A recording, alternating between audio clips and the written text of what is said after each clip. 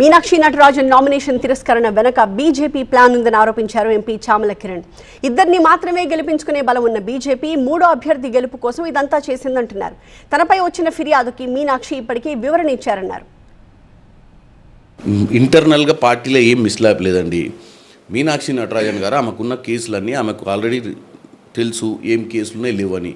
ఇక్కడ తెలంగాణ ఉన్న కేసు ఆమె కేసు అనుకోలేదు, ఒక ప్రైవేట్ కంప్లైంట్ అనుకొని పెట్టలేదు. అందులో బీఆర్ఎస్ బీజేపీ ఇద్దరు ఒకటే. ఎందుకంటే మన 7ంటికి రేవంత్ రెడ్డి గారి కుట్రాన్ని వేయడము, 8ంటికి బీజేపీ వాళ్ళు ఆ పాట వాడటం. ఈ మధ్యకాలంలో ఏమవుతుందంటే బీఆర్ఎస్ వాళ్ళు ఏది వాడితే బీజేపీ వాళ్ళు అదే వాడుతున్నారు.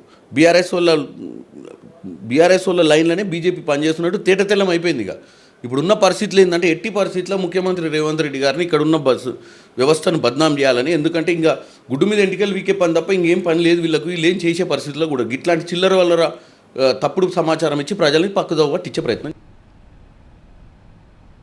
జనసేన అధ్యక్షుడు పవన్ కళ్యాణ్కి సాధ్యమైతే కేంద్రం నుంచి తెలంగాణకు నిధులిప్పించాలి అన్నారు ఎంపీ చామల. తెలంగాణ కోసం ఇంతలా మాట్లాడుతున్న Pawan regional ring road, Musi పునరుజ్జీవం, రేడియల్ రోడ్స్కి ఫండ్స్ ఇప్పించగలరా అని ప్రశ్నించారు. ప్రస్తుతం ఉన్న పరిస్థితిలో ఆయన ఇక్కడ ఎవరి ఆర్డర్లతోటి తెలంగాణలో పనిచేద్దాం అనుకుంటున్నా మాకు అర్థం కావట్లేదు. ఆయనకు బ్రహ్మాండంగా ఆయన టీడీపీ తోటి అలయన్స్ అయ్యిండు, ఉప ముఖ్యమంత్రి అయ్యిండు. అక్కడ ప్రజలకు వందల సమస్యలు ఉన్నాయి. అమరావతి సమస్య ఉంది. అక్కడ ప్రజలకు ఇచ్చిన వాగ్దానాలు నెరవేరాల్సినటువంటి బాధ్యత ఉంది. అది వదిలిపెట్టి పక్క రాష్ట్రం ఉన్న తెలంగాణలో ఇక్కడ ఉన్న రాజకీయ పార్టీలు ఆల్రెడీ ఇక్కడ ఎస్టాబ్లిష్ అయి ఉన్నాయి. మరి ఆయన ఇక్కడ వచ్చి ఇక్కడ ఎందుకు ఆయన చేయాలని చేస్తే తప్పులేదు.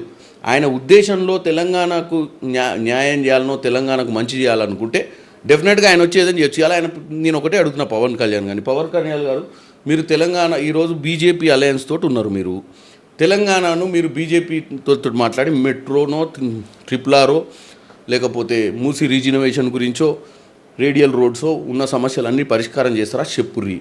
ఒక 6 నెలల్లో మీకు సహకరిస్తాము. తెలంగాణ ప్రజలు కూడా నా సినిమాలు చూసిరు. నేను ఈ స్థాయికి వచ్చిన అంటే తెలంగాణ ప్రజల ఆశీర్వాదంతో వచ్చిన, వాళ్ళకి న్యాయం చేస్తా. నేను ఈరోజు నరేంద్ర మోడీతో రోజు పొద్దున సాయంత్రం మధ్యాహ్నం 3 పూటలలో టచ్లు ఉన్నా కాబట్టి ఇక్కడ ఉన్న బండి సంజయ్ కిషన్ రెడ్డికి చేత కావట్లేదు కాబట్టి నేను చేస్తా అని చెప్పిరా. డెఫినెట్గా తెలంగాణ ప్రజలు నేను ఆదరిస్తారు. ఉట్టిగానే వచ్చి ఎవడో చెప్పిండు ముచ్చట అని చెప్పొచ్చి ఇక్కడ విభజన చేద్దాము, ఇక్కడ ఇంకొక కొత్త దుకాణం పెట్టి ప్రజలు నల్లకల్లోలం చేద్దామన్న ఆలోచన వస్తే మాత్రం ఊరుకునేది లేదు.